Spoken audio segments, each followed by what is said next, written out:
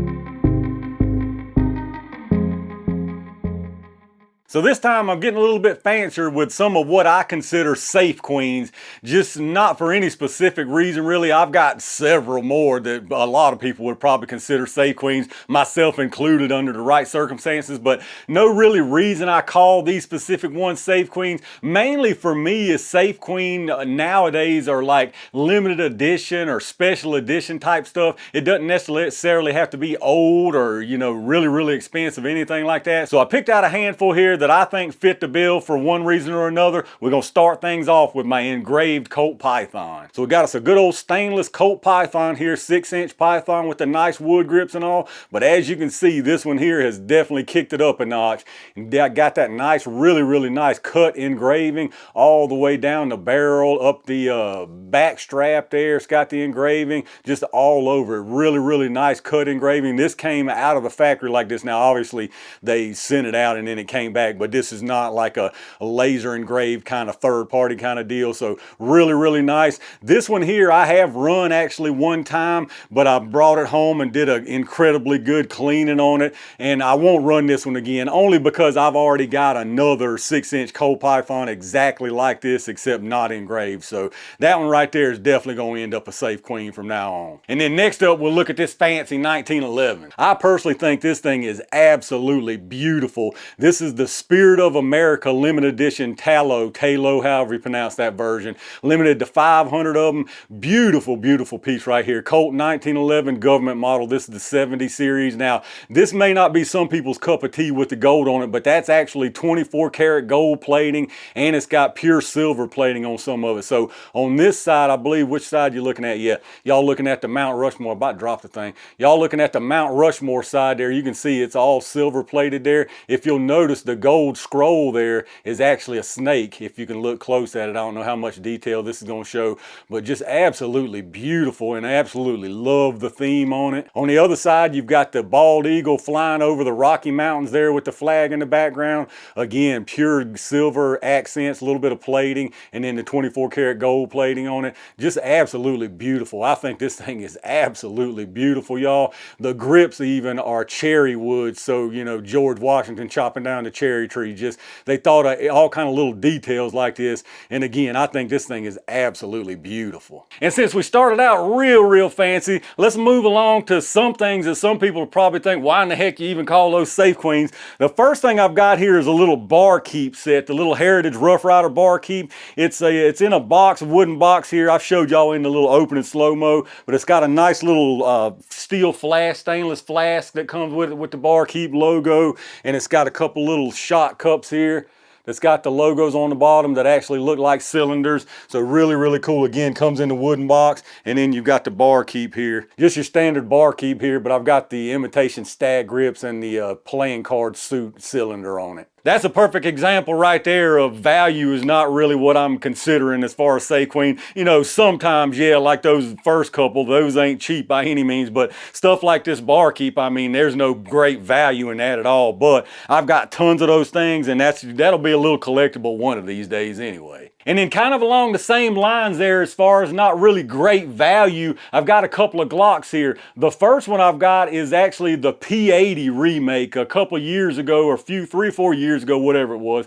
they remade the original Glock P80. As you can see there, it's got the P80 marking on the slide there. No serrations, of course. Very smooth grip texture there on the grip. Of course, no finger grooves. So, like I say, it's a Gen 1 G17. Their P80 clone is what it is, but it did come with a nice little collectible box and stuff like that. So again, one of these days it may be something, but no great value. But there again, this is one of those where there's no need for me to run this because I've got G17s. It's not like I'm missing out on any kind of experience. And then the other Glock I consider my safe queen is this 911 tribute version. Again, nothing greatly valuable at all. There's plenty of these made out there. It's not limited or anything, but this is another instance where now I have run this one, and I'll run this some more. I don't run it all the time, but you know, I've got plenty of other Glocks, so I'm not missing out on any kind of experience. So I run this very sparingly, but I think this thing is super nice. Just the theme of it, obviously.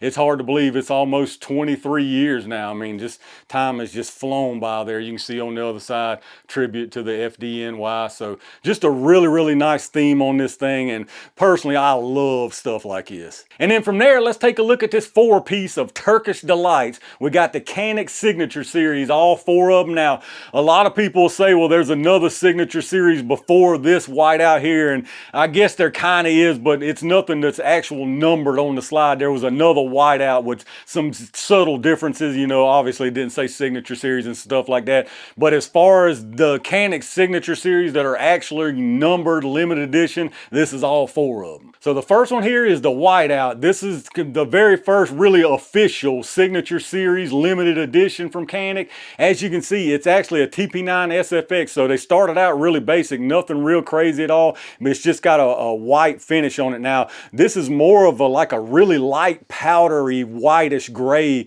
kind of finish. It's a very, very cool look to it. Some people, when they see it, they're like, this ain't white at all, but it's incredibly cool when you see it in person. But they stayed real basic with this one. You'll see some differences later on down the line as far as your mag well here and even the base plate there. But again, like I say, this one's got Signature Series there on that side, and then on the other side you can see it is actually numbered, so there's no funny business. I mean, you're not gonna fake these. I mean, yeah, you can fake them obviously, but you know, if the same number comes up, then somebody's got some explaining to do. Now, all of the Signature Series, they give you like a matching case. This one's in that same lightish powder gray white color to it. Says Signature Series. You can see again, even with the cases, they're gonna get way more elaborate and fancy. And then the next ones to come out were the Miami Days and Nights edition. These right here to me are incredibly cool. These, as soon as I saw them, I've had these for quite a while now, but I had to instantly get them. There was no way I was passing these things up. This has just got such an 80s vibe to them. I love the 80s theme when it comes to anything.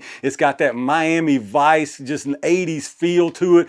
I mean, this was irresistible to me. And as you can see, definitely getting more fancy now. So the night edition, this is the days with the white, and this is the night with the black edition here. As you can see, nice bluish, like a tealish blue and black there. Really nice little touches to it. You can see they got the pink flamingo there engraved on the barrel hood. And again, numbered. You can see limited edition and numbered there. So if you do fake them, then, you know, again, you got some explaining to do if something goes down. Signature Series on that side. Now, this one's based on the Med-A SFT, and so is the Day. Both of these are Med-A SFTs. These I have never run, and I never will. There's no sense. This is another one where there would be no sense in it. I'm not missing out on any kind of experience because I already have another Med-A SFT that I already run. So very nice here. I think these are super cool. That's the night one. And then there's a closer look at the day one. Again, white instead of black, but still got that Miami skyline there. And again, numbered. You've seen Signature Series numbered here. You got the pink flamingo on the barrel hood there again. This one's actually got a palm tree down there on the grip, so that one's pretty cool. Very nice look to these. I don't know which one of them's my favorite. Again, though, like I say, they're getting a lot fancier. And then even on the cases, you got the Miami Days there, the Miami Nights there, and then they even started to coordinate your accessories, of course, with the theme there. You got a blue and pink holster, and even all your little doodads in the top there. The tool, you get a patch with all of them now that's to the theme. So really stepped it up with the Miami Days and Nights. And then the newest one, which I've done actually a full little unboxing video on, I'll leave a link if y'all hadn't seen that one. This is their Apocalypse edition. As you can see, kind of a just rough field pickup apocalypse kind of look with the splatter paint and stuff all over it. Again, Signature Series, but you can see the font theme even fits like the apocalyptic look. So they really put some thought into these little details. On the other side, the barrel hood on this one's got the biohazard symbol. And again, this one is numbered, limited edition, limited series. On the top, even scratched in Superior with the engraving. So I think this is a really cool look to this one. And they've started stepping it up even more with the case and the accessories. So here's the case on this one. Really nice apocalyptic theme. It's got all the holster and all the other accessories, but it's also got a couple more extras. For this one here, they added in a knife with that apocalyptic theme, and it's numbered the same to match the tool, and a Zippo, same deal, apocalyptic theme, and it's numbered, same matching number. I know stuff like this right here ain't everybody's cup of tea, but I think it's incredibly cool. Anything that's numbered, especially limited edition like that, if you're just talking about just value alone, even, you cannot go wrong there. Even though these are just Turkish, you know, 9 mils, this whiteout right here is incredibly, not really incredibly hard to find, but to find an NOS one at less than double what the retail was, you're pretty lucky. But even besides value, like I say, I think these things are incredibly cool, and I'm all in on these things whenever they come out with new ones. And then the last couple things to show you is pretty fancy again. We got a couple of 45 ACP bootlegger editions. So let's start out with the big boy here. Hopefully I can hold this heavy thing up long enough to get through this. This is one heavy chunk right here, y'all. So obviously you know what you're looking at. The Chicago typewriter Tommy gun. the Thompson here, 45 ACP. Now, this one's got the 16-inch semi-auto only, 16-inch barrel on it, but very, very cool. I got this one just because of the theme. It's the Bootlegger Prohibition Edition. So as you can see here, you got a distressed bronze Cerakote finish on it. Got the distressed look on all your little emblems and markings and stuff. If you go down the barrel, you got Speakeasy down there with the distress. Got the cuts compensator on it. Up on the receiver, you got the whole Prohibition bootlegger theme with the years that it was going on when they passed the 18th Amendment, and then I believe it was the 21st, I believe it was, that undid it. All your wood furniture's got custom themed engraving there. Al Capone, Scarface, very, very cool. Same on the grip, you just got the jugs and steel parts. Back here on the stock on this side, you got old chase scene going on. So I just think this thing is super cool. If you move on back to the receiver on this one, you got white lightning, really, really nice themed on this thing. Grip on this side, you got your old jug on it. And then on the stock on this side, you got the date that the 18th Amendment was voted in. So this is another one that I've never run and never will, most likely. I won't say I never will run this, but more than likely I won't run it just because it's so nice and it wouldn't take anything just to mess something up on it. So then after I got home, after my impulse took over with that, I got to looking and realized that they had a 1911 themed in exactly the same way, the Bootlegger Prohibition Edition. So y'all know I had to get that. So there you see it, the Auto Ordnance 1911 government model. I'm sure I mentioned that was the Thompson. Auto Ordnance, Car Arms, all is the same. So same company here, but same theme on this. Got that nice bronze distress look and the same theme with the engravings there, the Bootlegger Prohibition with the years and all. Really, really cool again. Same deal on the other side there with the white lightning,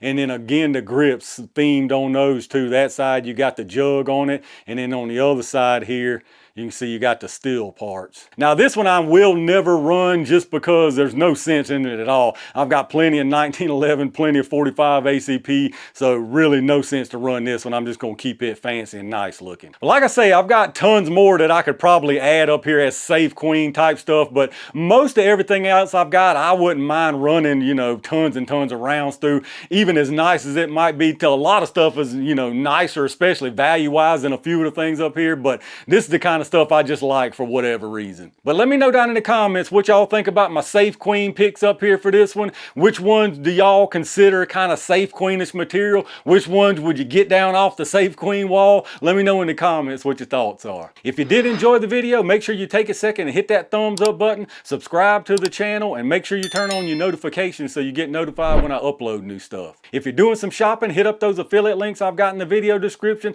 Lots of good stuff down there, and anything you buy after hitting up those links, I get a kickback from them toward the channel, so I really appreciate that. Big thanks again to all my range gang members and every single one of y'all for supporting the channel. I've got a nice little ammo haul video coming tomorrow and some really good testing coming, so stay on the lookout for that. And in the meantime, stay safe, stay prepared, and I'll see you soon.